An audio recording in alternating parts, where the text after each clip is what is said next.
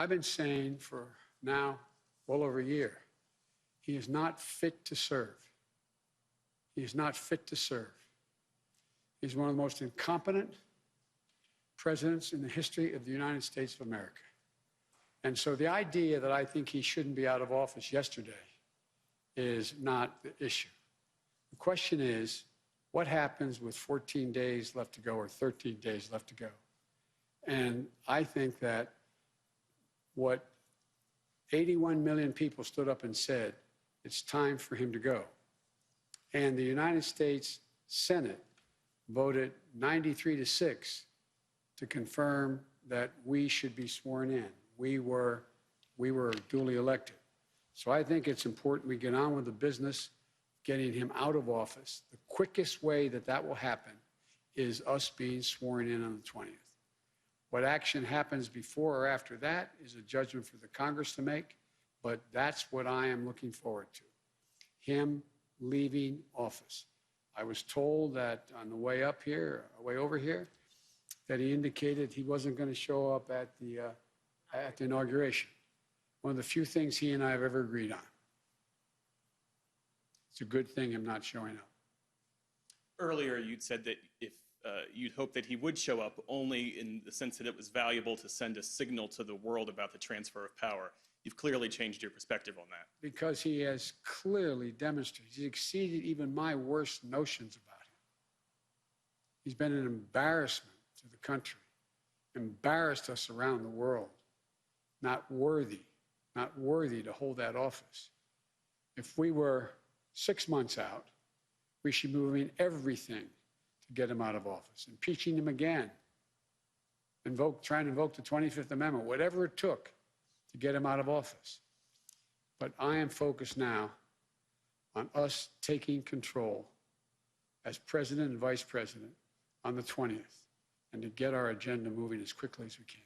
Thank you. Another question about holding public officials to account, and this is about an issue that's no longer a headline but is no less significant and serious, and it's about the more than 600 children who were orphaned under the Trump administration as a result of the family separation policy along the border. During the campaign, you said that practice was criminal. Will you commit to making sure that the Trump administration officials responsible for that policy will be held to account? I'll commit that our Justice Department and our investigative arms will make judgments about who is responsible, how they're responsible, and whether or not the conduct is criminal across the board. But as I said yesterday, I am not going to tell the Justice Department who they should prosecute and who they should not. That's a judgment that will be made by the Attorney General of the United States of America, not influenced by me. But there will be a thorough investigation of who's responsible and whether or not the responsibility is criminal. And if that is concluded, the Attorney General will make that judgment. I will not intervene to tell him who he should or shouldn't indict or if he should indict. And lastly, beyond the COVID plan, which you've detailed, what are your legislative priorities? You've talked about infrastructure. You've talked about introducing an immigration bill. After January 20th, Democrats will control the House and the Senate. What do you do first? Three different issues there in that same question. One, the commitments I made that what I would introduce, not necessarily we would move to, but introduce in the United States Congress first, I will do.